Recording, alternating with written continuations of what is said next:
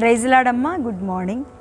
ప్రభువైన యేసుక్రీస్తు నామములో ఈ ఉదయకాలపు శుభవందనాలు మీ అందరికీ చెప్తాను. ఎలా ఉన్నారమ్మా? అందరూ బాగున్నారా? మంచిదిరా. మీరందరూ బాగుండాలని, మనందరం బాగుండాలని మన ప్రభువైన యేసుక్రీస్తు మన కోసం నిత్యము మనల్ని కాచి కాపాడుతున్న మన దేవదేవునికి మహిమ కలుగునుగాక. ఆమేన్. హల్లెలూయా. ప్రార్థన చేసుకున్నారా? ప్రభుని స్తుతించారా? ఆరాధించారా? దేవుని బిడ్డలారా, దేవునికి స్తోత్రం. తెల్లవారుజామునంట దేవుణ్ణి ప్రార్థించేవారు ఆరాధనకర్తలంట, దేవుణ్ణి స్తుతించేవారు దేవదూతలంట. ఆమేన్. కానీ ప్రార్థన పరుల మీద సాతాను కరెక్ట్గా తెల్లవారుజామునే పనిచేస్తుంది కదా. ఎంత ప్రార్థన, రాత్రి సిద్ధపడతాం, సందకాడ సిద్ధపడతాం, ప్రార్థన చేసి పడుకున్నప్పుడు సిద్ధపడతాం. దేవా తెల్లవారుజామున నన్ను లేపండి, నేను ప్రార్థన చేయాలి, అనేకుల కోసం నేను దర్శనం సిద్ధపడతాం.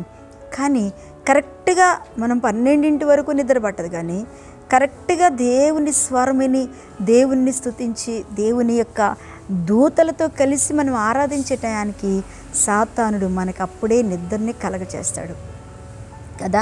మనం లేచేసరికి 6 అయిపోతుంది, మనం లేచి చూసేసరికి 6:15 అయిపోతుంది. అయ్యో నేను కూడా చాలాసార్లు ఇలా అలసిపోవటం అట్ట పెట్టండి, ఎందుకు అలస్తాం. కానీ అలా అనిపించి అనుకుని ప్రార్థన చేసి స్తుతిస్తున్నా తెల్లవారుజాము వచ్చరికి ఒక్కోసారి మెలకు రాదు. నిజంగా అది సాతాను దేవుని స్వరం వినకుండా, దేవుని దీవెన పొందుకోకుండా, దేవుని ఆత్మీయ జీవితంలో ఎదగనీకోకుండా పోరాడుతున్న ఆ దుష్టుడు నిజంగా మనతోటి ప్రార్థన చేయకుండా పోరాడుతూ ఉంటాడు. అయినప్పటికీ మనం గెలిచి మనం తప్పకుండా ప్రార్థనలో ఉండాలి. ఓకేనా? మంచిది. ఈరోజు దేవుని యొక్క వాక్యం 2వ తిమోతికి రాసిన 2వ పత్రిక 4వ అధ్యాయము 5వ వచనాన్ని చదువుతున్నాను. అయితే నీవు అన్ని విషయముల్లో మితముగా ఉండుము, శ్రమపడుము, స్వార్థికుని పనిచేయము, నీ పరిచర్యను సంపూర్ణంగా జరిగించము. చక్కటి మాట పౌలు గారు తిమోతికి రాస్తూ ఉన్నాడు.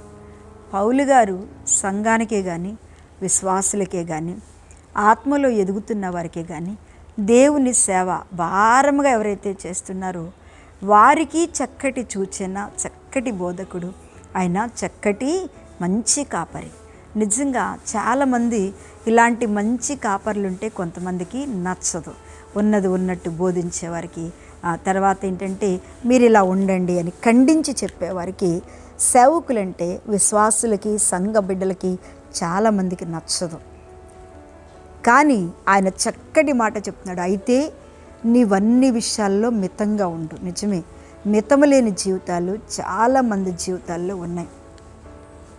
విస్తారమైన మాటల చేత, తర్వాత ఇంకా అబద్ధపు మాటల చేత ఒక మనిషిని ఆకర్షించి ఆ మనిషి దగ్గర నుంచి ఏదన్నా ఒకటి ఆశించడానికి ఈ రోజుల్లో ఆకర్షించే ఆత్మలు కూడా ఎన్నో వస్తున్నాయి.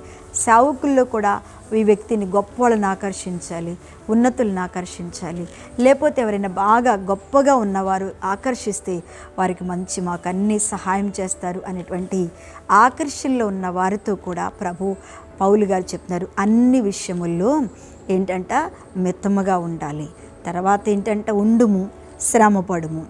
దేవుని బిడ్డలారా, శ్రమపడుము. ఈ రోజుల్లో దేవుని కోసం శ్రమపడేవాళ్ళు చాలా తక్కువైపోయారు కదండి. ఆ రోజుల్లో శ్రమ అంటే వాళ్ళ యొక్క చేతికి ఆర్మును పెట్టి వేసుకొని, వాళ్ళ ఇంకొక చేతిలో కంజర పట్టుకొని, ఆర్మని పెట్టి కంజర పెట్టుకొని, ఇంకొక చేతిలో బైబిల్ సంచిని వేసుకొని వాళ్ళు దారి లేని ప్రాంతాల్లో స్వార్థను ప్రకటిస్తూ వెళుతూ యేసు ప్రభు అని ఆకలి లేక, మేమే చూడండి, నేను పరిచయం మొదలుపెట్టినప్పుడే నీళ్లు పోసేవాళ్ళు లేరు, ఒక ముద్ద అన్నం పెట్టేవాళ్ళు లేరు.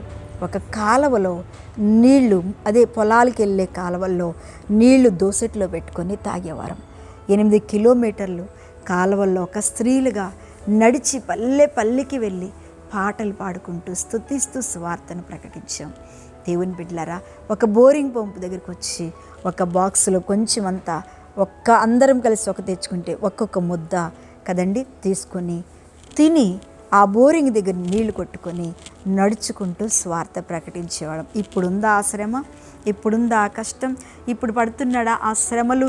ఇప్పుడు లేవు, ఏమి లేదు. ఇప్పుడు దేవుడు మనకు అన్నీ ఏసీ కార్లు ఇచ్చాడు, మంచి బట్టలు ఇచ్చాడు, మంచి సంఘం ఇచ్చాడు, ధనం ఇచ్చాడు, మంచి భోజనం ఇచ్చాడు, అన్నిటినీ కూడా ఈరోజు దనిపించాడు. కానీ పౌలు గారు చెప్తున్నాడు, శ్రమపడము, స్వార్థికుని పని చేయము.